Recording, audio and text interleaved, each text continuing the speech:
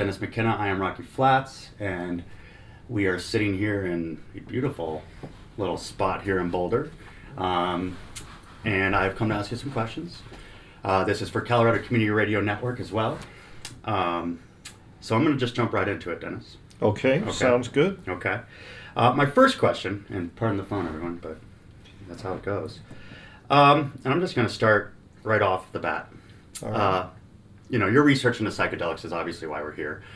And we live in a polarized world where there are two camps. There is the camp that says psychedelics are useful and can benefit society, and there's a camp that says psychedelics are harmful and cannot benefit society. Mm-hmm. I first want to ask you your advice for both camps. What is your advice for the people that find psychedelics to be useful to further them into society? And what is your advice for the people that are against psychedelics that you could also maybe further them into society? Well, I think, being a scientist and kind of, I'm many things, but I take that approach sometimes. I think evidence is a good thing, often.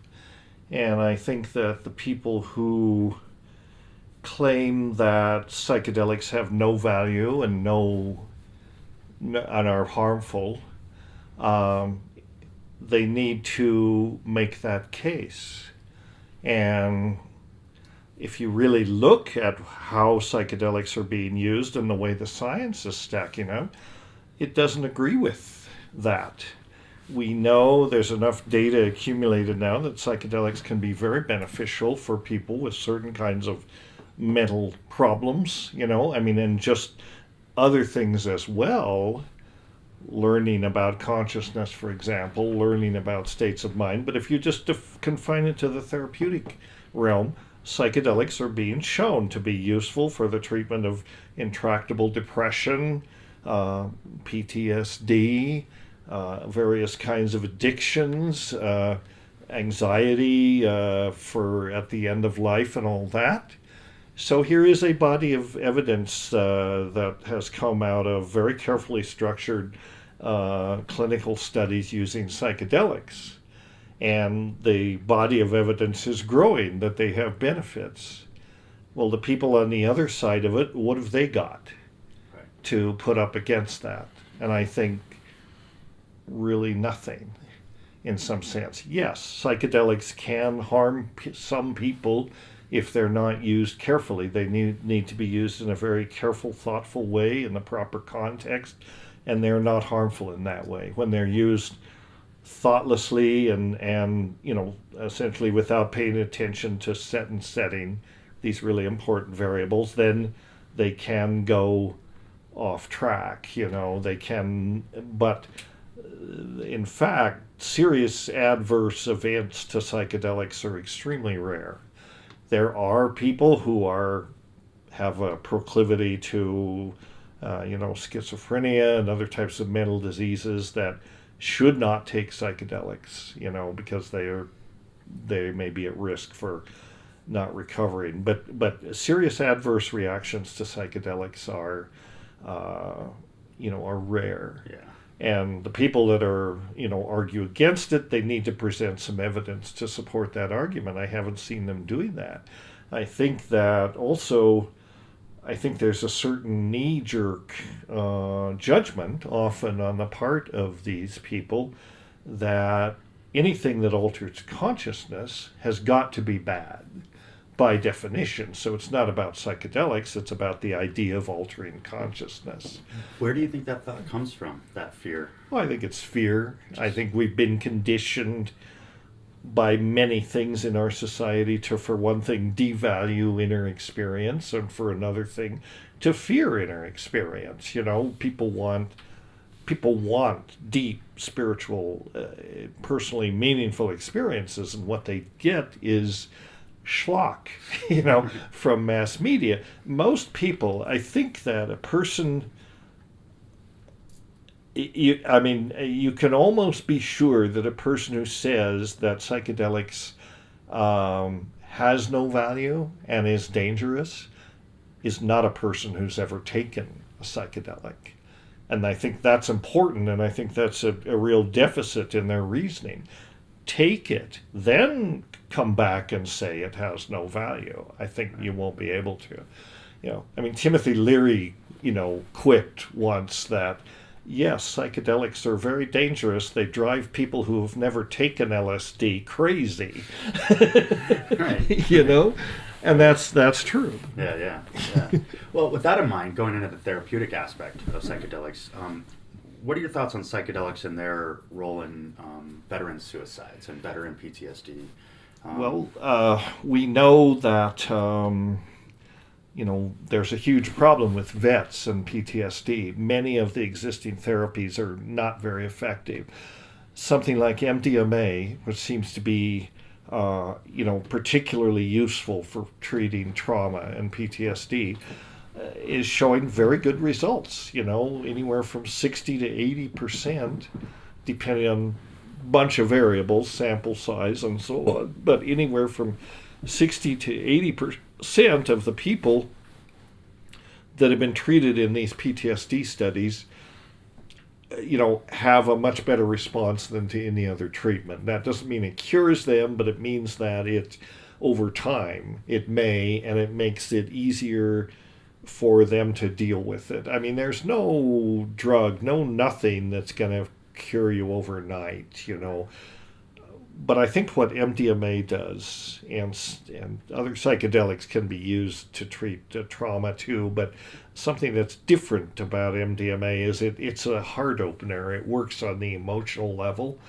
So it opens your heart, and it gives you a way to kind of review these traumatic events and not be re-traumatized. It lets you look at that from arm's length in a certain way, in a compassionate way, but without having to go through that again. And some other psychedelics are less kind that way. Ayahuasca, for example, you can treat PTSD with ayahuasca, but it's often not as gentle because it will tend to put you right in that place again. You don't have that emotional distance, or you can if you're ready for it. PTSD, MDMA just seems to be a medicine that's good for that kind of thing. Do you think that ayahuasca could actually cause more trauma if not done right? If not used in the correct way, it could. Yeah. It takes a skilled therapist, and it takes a skilled therapist with all these things. A point that needs to be made is that these are not medicines. If you're using them therapeutically, these aren't medicines where you say, take 2 and call me in the morning. No, right. These have to be used in a context of very intense therapy. The therapy is as important as the medicine. Yeah, absolutely. Let's jump topics here.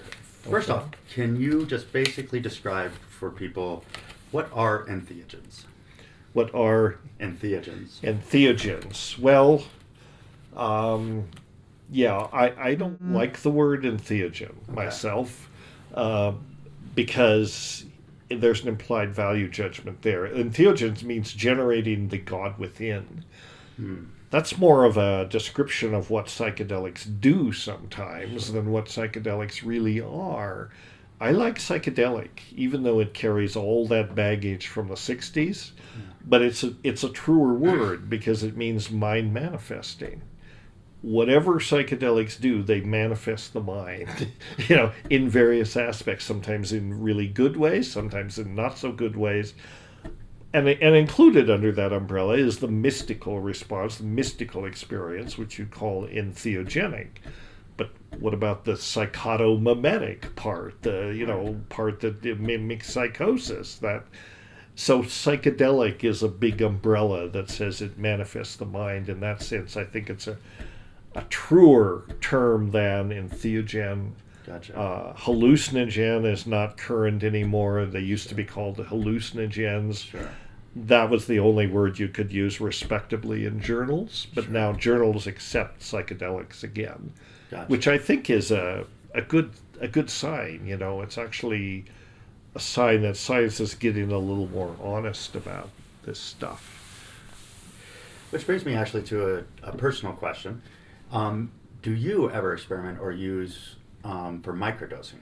Do you ever use or microdose yourself in any sense? I have experimented a little bit with it. I used to be a skeptic before I did it.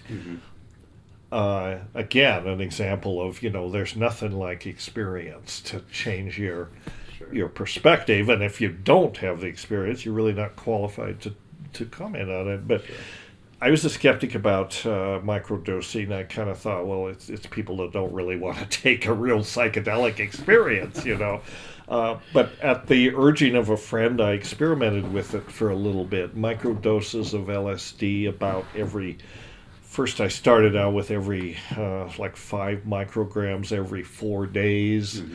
And I was amazed. I was surprised that there was a real effect. It was not placebo. It was a definite effect, very subtle, not any real altered state of consciousness, but just a slight more cognitive sparkle.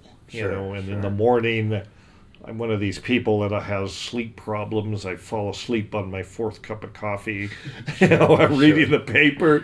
That didn't happen for a while, and then the effects kind of wore up. And then I boosted it. I started taking 10 micrograms every other day, and the effect came back, and then it kind of tapered off. So it worked for a while. Do you think there's a difference in using psilocybin versus LSD in microdosing because of the, you can build up an immunity to LSD versus psilocybin much easier?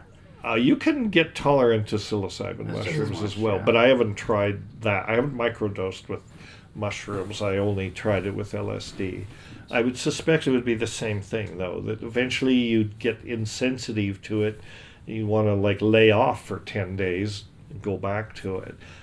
But I was surprised that there was a real effect, at a dose level that shouldn't be anywhere near, an altered state. And it wasn't really an altered state. It was just just slightly more on top of the game kind of idea. Sure.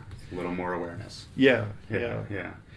I'm curious on your take of modern medicine. Hallucinogens, similar to marijuana, were subject to ruthless disinformation campaigns for many years. With respect to mental health and recovery, their benefits seem undeniable, yet they have been avoided like the plague.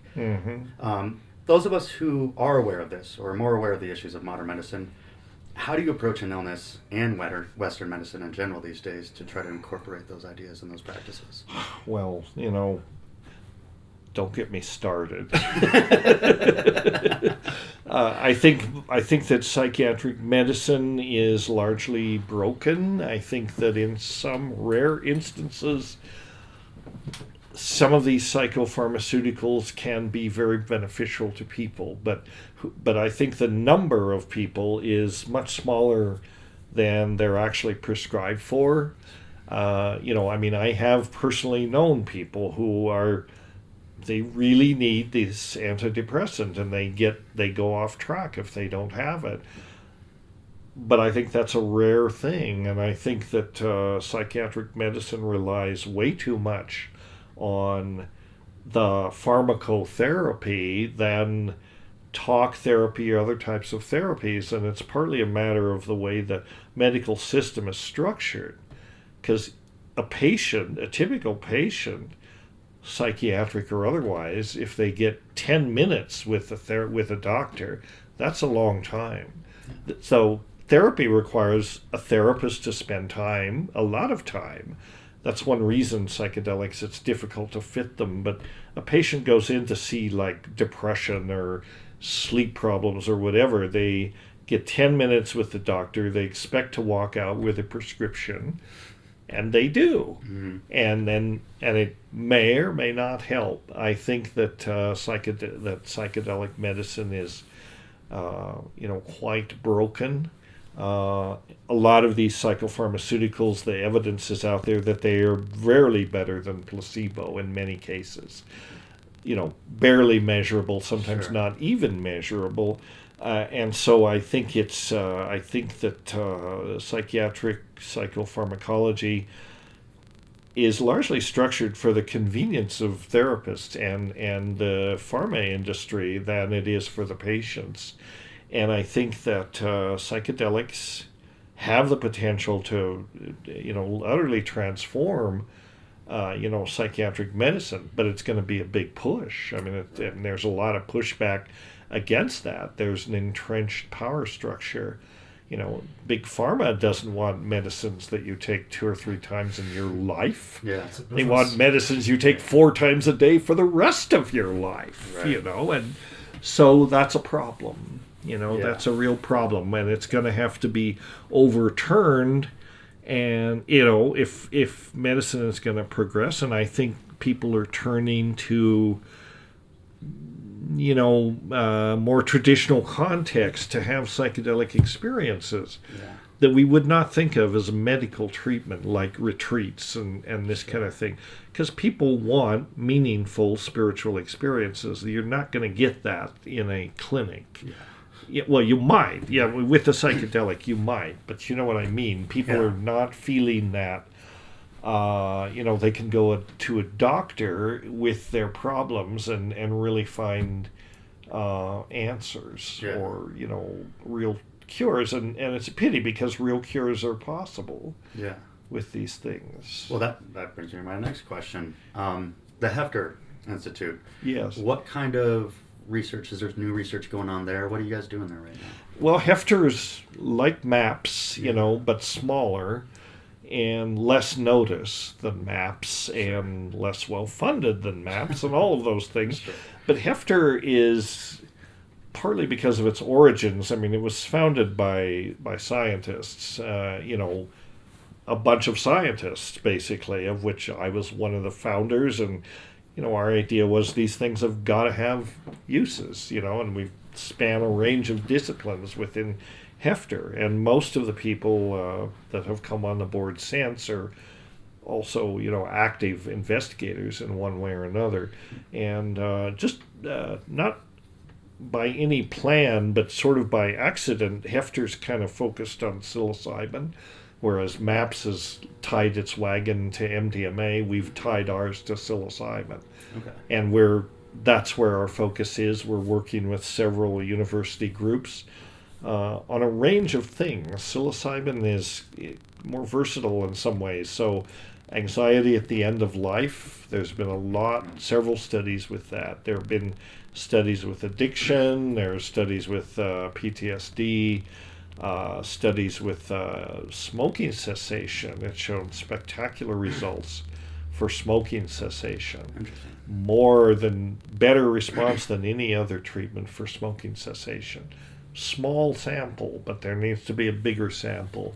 So it's got, and also psilocybin is, it's being looked at, and Heffter's got sponsored clinical studies to look at it essentially as a tool for understanding consciousness. So these are like giving it to long-term meditators or comparing meditators with people who take psilocybin and looking at what's going on in the brain, how similar, how different is that. So that's kind of interesting because it's being given to people who are not sick, they don't need treatment, but it's a way of kind of understanding consciousness and things like mystical experiences. What goes on during a mystical experience? What goes on in here? And how can you correlate it with what you're actually experiencing? Right. Speaking of mystical experiences, do you have, personally, what are your, do you find yourself attracted to any sort of spiritual belief structure? Do you find yourself working with certain people of certain spiritual belief structures more so than others? Or how does that play into your life and your roles? Well, I like ayahuasca. That's probably my primary spirit ally or plant teacher, I would call it. I respect mushrooms. I use mushrooms, but ayahuasca lately has been kind of what I do. And it can be used in lots of contexts. I like the traditional context. Vegetalismo, I like doing it with a curandero. I happen to work with a curandero that I really like. I respect him as a person and also as a shaman. He's very good at his craft, but when he's not on duty, he's also very good at being a human being, and I respect him on that level. Sounds good.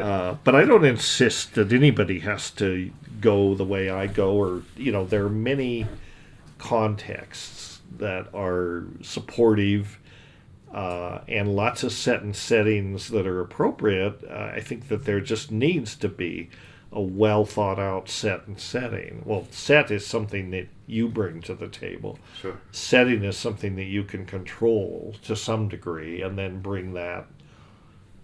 You create the vessel for it to happen, and then the set is you, whatever you bring to it, all your problems, your disorders, your knowledge, everything else. The Sure. set is.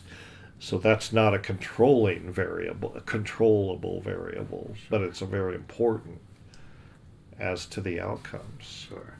Now, jumping gears a bit here, in your trip to the Amazon with your brother, Terrence, Yeah. it's recounted in, I think it's True Hallucinations. And the Brotherhood of the Screaming Abyss, please Right, don't forget. Right. The definitive thing. Right. You read True Hallucinations, you must read Yes. Brotherhood. It's the real story. It's my story, my half Okay. of the story. Well, that kind of leads me to the question, because Okay. we were riveted by the story of the dissociation after your recreation of the internal sound heard on high doses of psilocybin. Right. I have heard this brought up a few times. We heard it brought up with Terrence, but we never actually heard it from you in anything we found or researched. So, what do you remember at the time when you were, gone? Did you do any further exploration into the sound, and can you still make that sound? Well, that's a 4-part question It or is, sorry. something like that. Let's just start at the beginning. I don't regret that any of that happened. I feel it was ultimately a healing thing. One way you could look at it is my prolonged psychotic dissociation. But you could also say, well, it was a shamanic initiation. And it had all the elements of that too, being torn apart and put back together. And that said, I'm not a shaman. I wouldn't be the last person to say I'm a shaman. But that's what happened, and it was integrative. I'm more together now because it happened than I was before. I'm a fairly stable guy. Sure. I've been in some pretty wild situations with psychedelics, but I've never lost it that way. And why I lost it that way at that time is complicated. There are many variables.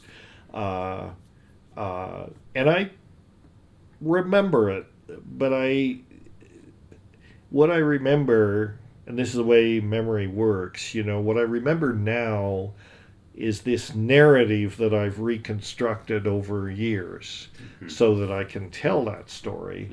That's not the way it was, but it's a chronology, and one of the difficult parts about recounting that story is there wasn't a chronology. There was not first this happened, then that happened, then that happened. That's something I imposed on it later.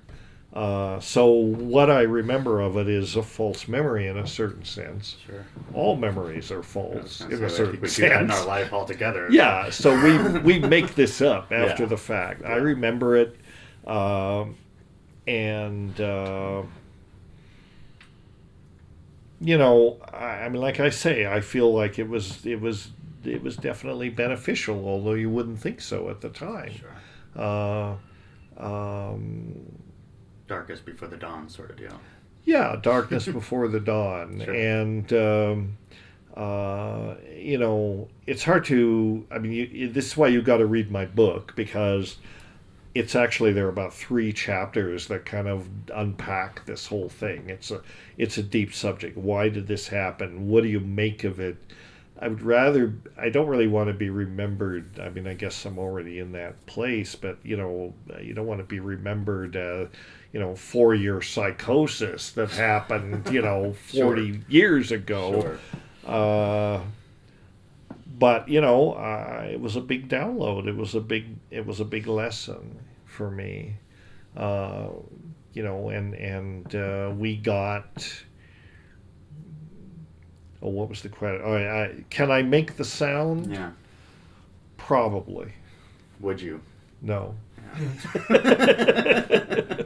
Fair enough. I mean, Fair I don't want to. You might collapse the space-time continuum. You know, this Don't is like destroy reality. the Hadron Collider experiment. Well, there's a very small chance that we're going to collapse the space-time continuum, and and being a scientist, we'd say, well, it's a small chance. Let's go for it. But Right. actually, I don't think I could do it. I mean, it's too complex and just gnarly a subject to get into Sure, in sure. detail. Yeah. Read the book, right? Read the book. That's the answer. All right, let's jump to a lighter note because people got to know about this. A movie version of the story, supposedly created by Peter Bergman, released last year. This is before we get into the Jim Carrey rumor. Were you consulted at all on the making of this compilation? No. Okay. What are your impressions on the finished project? Well, I think it was a good effort. I mean, almost all of it is sound bites and Sure. audio video clips from Terrence, so it's right out of his mouth. I think it was a good effort. I wasn't consulted on it, and it's not the way I envisioned. It's not really the story. It's more a documentary Sure. about the story. When I thought about making a movie of True Hallucinations, I was thinking, well, yeah, we'd get somebody like Jim Carrey. It couldn't be Jim Carrey. He's too old. It's got to be the hot new, 24-year-old rising Leonardo DiCaprio or whoever. Leonardo DiCaprio's too old, but somebody like that. The new Leo. Yeah, and do a dramatization of that. Yeah. Which then follows up to the question about Jim Carrey. There were rumors that Jim Carrey was going to play Terrence. Well, I think that's just a rumor. Yeah. I wrote to Peter Bergman about that when I saw that, and I said, is this real? Is this really happening? And he said, no, I think it's just a meme that somebody's trying to introduce into Damn internet. Yeah. Yeah. And, I mean, I don't know. Maybe it's less timely to do it. I kind of like to see True Hallucinations done, but it's it's a little more complicated. Do you now. think it's ahead of its time right now? The movie? The idea, of the movie. The idea of where you would like to see it. Do you think that people could see that this day, or do you think it's something that would have to come out down the road for people to go, oh, this makes sense now? I think it could come out now, but it's difficult in some ways on the personal level because it would be, it would be hard to make the movie without collaboration with the family. And Sure. Since I wrote my book, certain people in my family hate me for that. And so, though I've tried to reach out to them, they've chosen not to respond. So if we're going to have a movie, we've got to be able to all contribute. Sure. I would not be happy if they wanted to make the movie without consulting me, Sure. probably. Sure. And, since I'm a major figure in it. Sure. Absolutely. So that makes it difficult. Yeah. Going into the internet, let me go to a question there. With the advent of the internet, there's the amount of information, staggering. And this is true for psychedelics as well. I think it's probably what's helping this awareness happen a lot. Yes. My first trip on mushrooms, and I think it's as good a place to start as any, but would you suggest that one chemical of cocktail of chemicals is a good first step, or do you think that there should be more of a single-minded, single approach to psychedelic usage, or do you think multiple psychedelic usages? Rather than take single-minded versus multiple? Yeah. Well, I think both have merit. I think that it depends on what your goal is. So you've got the psychonaut approach, which is I will take any substance I can get my hand on and create a cartography of my inner state, put data points on a map, essentially. Right. That's valid. Not everybody's capable of that. Not everybody's really qualified to do that. I mean, I think Alexander Shulgin is the best example. He took many, many hundreds of compounds, tested them on himself, but he kept careful notes and he approached it very, in a very scientific way. Maybe some psychonauts do that, and that's great. As far as me personally, I do not feel compelled to try every possible psychedelic. I mean, I wouldn't get anything else done. So many drugs, Sure. so little time. Not necessary. I tend to. I just ally myself with a couple of ones that are important, and that's mainly to me personally. That I feel are my teachers, plant teachers, and that's mushrooms and ayahuasca. Yeah. And I just prefer to work with those. They both have a lot to teach me, so I can't. I mean, maybe if I was younger, I'd be more interested in being a psychonaut, but I'm Sure. sort of not at this Have point. that energy to go along with Yeah, it. I feel that yeah. It's a young man's game. Right. Speaking of psychedelic usage and stuff, we were talking earlier before the interview, and it's a good question to have. There are people, families, there are kids out there, there are psychonauts out there with whole families. What are some good resources or advice for families that want to experiment with psychedelics but not endanger their family or their freedoms? Is there any good resources out there, or good advice that you might be able to give them? Well, the one I would mention is this psychedelicparenting.org, which is a nonprofit founded by Jonathan Thompson. Exactly, and I know him pretty well, and faced with exactly this, he's a responsible parent, but he and his wife, they do psychedelics, they value psychedelics in their life, and so they created this because a lot of parents with young children are in the same boat, and we got to move beyond the just say no thing, that just say no to the just say no KNOW. Yeah. And drugs are a fact of life, and kids are going to run into all sorts of drugs. Most of the most dangerous ones are already legal. And those are the ones, tobacco and alcohol, those are the most dangerous drugs by far. And we teach our kids to hopefully not use them, or use them responsibly, whatever that means, not use them to excess. And we expect that, and we say we have a realistic expectation that they can learn to use these drugs. Why should psychedelics be any different? They can be taught to be used in a responsible way, or, kids can always be said, if you choose not to use psychedelics, that's great. We won't think any less of you because you don't choose to take psychedelics. If you do, here's some common sense, guidelines for it. The problem, again, I think a big problem with the drug problem in general, whatever it is lack of education, lack of effective drug education. The only model we had for that before was DARE, which has been shown to be completely ineffective, pretty much ineffective, because they don't give you real information, they give you propaganda. Yeah. And it's interesting. A few years ago, I taught a course called Culture, Drugs, and Society. It was an experimental course. And the usual demographic that I teach is young, 20-somethings, right? So we had this course. We all went around, why are you in this course? What do you want to get out of this course? They almost all said, well, I first got interested in drugs when I took DARE.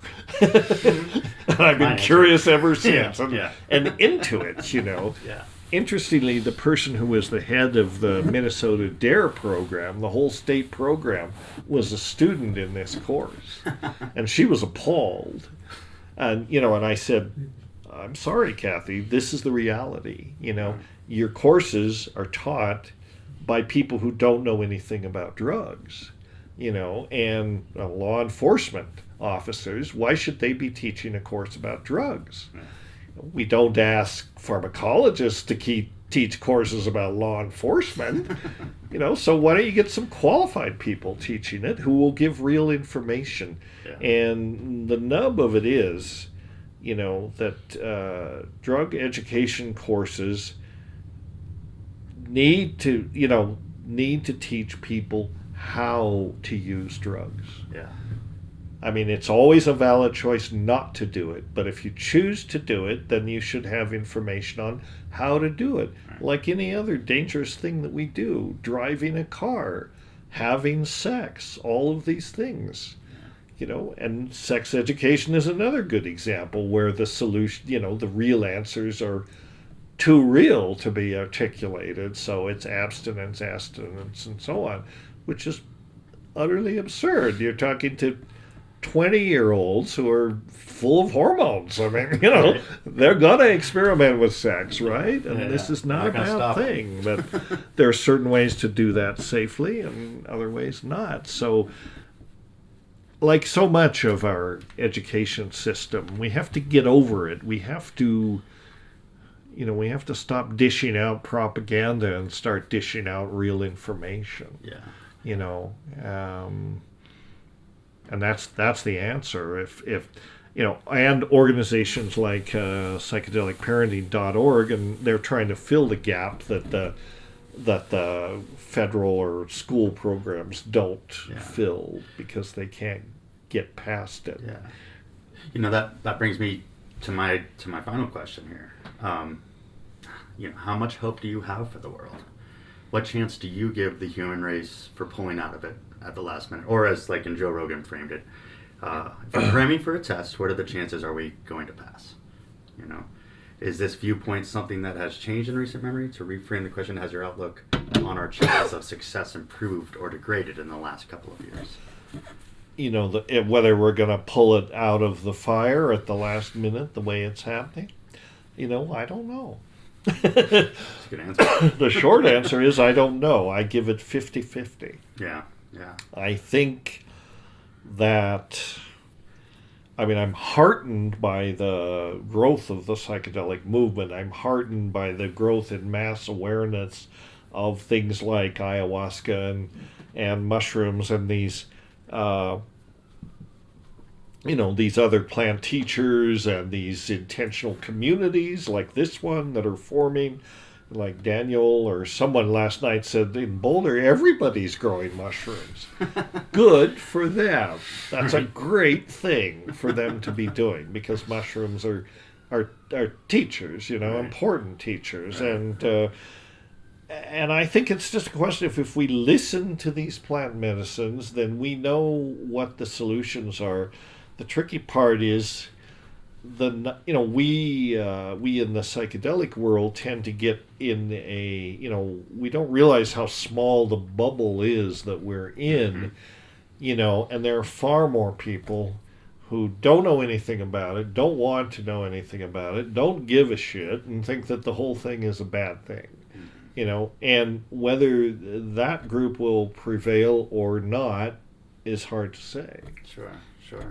We hope that it will be. People are open to reasonable information. You'd like to think so. I'm not so sure anymore. It just baffles me that we're kind of evolving into this post-fact, post-science world where people are literally saying, don't bother me with your inconvenient facts. I know what I believe, and that's what it's going to be. Yeah. That's a sad statement. Do you think the political realm we live in today might be a danger to this psychedelic community? Well, I don't think they can stop it. Yeah. And I think it is a danger. There's always, the political powers always try to suppress unconventional ideas. That's why psychedelics are dangerous. Not that they're dangerous drugs. They make you have dangerous ideas. And this is why when LSD dropped into society in the 60s, it was immediately recognized that this is socially destabilizing. Yeah. And that's why the effort to suppress it was so brutal and ultimately so ineffective, right? Yeah. But it was brutal because it was seen as a threat to the accepted wisdom and the power of the entrenched forces. But everything. The more things change, the more they stay the same. I think we're in the same period right now. you know, and it won't be any more effective. Dangerous ideas cannot be suppressed, you know, and but many people can suffer, and there can be a lot of, you know, bad things that happen in the effort to suppress dangerous ideas. But ultimately, that's what changes the world. And you know, I mean, even though it's a small bubble, it's a very active bubble, and it's spreading. It's not even a bubble. Bubble is the wrong metaphor. It's now like a mycelial network, and it's engulfing the earth, and there are nodes, there are like ganglia of activity, but those effects are being, you know, felt far and wide. And because of the internet and all that, the propagation of information is so fast. So I'm hopeful that people will get the message in time. That's the key thing, is enough people gonna wake up in time to, you know, you've got to have this global shift in consciousness before you can begin to get on the same page of, okay, we are in a heap of shit. Now what do we do about that?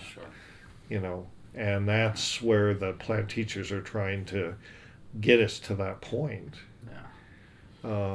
Like, you know, Monday, Wednesdays, and Fridays, I'm an optimist. The rest of the time, I'm a pessimist, you know, or whatever. One day I don't care. I mean, I am hopeful. It sounds like a God and the devil kind of thing. Yeah. I'm hopeful, but I'm also realistic. But, you know, I don't think we can just give in to despair, because then we know it's not going to work. We have to just keep plugging. We have to just keep talking to people, doing events like this, putting this out there. And obviously we're making progress, you know. And when you got the Today Show giving a show about the benefits of psychedelics, that was last week too. That couldn't happen. You know, like even a year ago. Even a year ago. So there is progress. That's true. You know, there is progress. All right. Well, that was all the questions I had for you, Dennis. Okay, good. I appreciate that. That wasn't bad. No, that was feasible. So we'll be seeing your performance tomorrow. Yes. And I appreciate that performance. Make it sound like he's going to dance. Okay, good. Well, maybe we'll see some days. Maybe. All right. Well, thank you very much for your time, Dennis. I greatly appreciate it. You're welcome. And thank you very much. Thanks. Always a pleasure.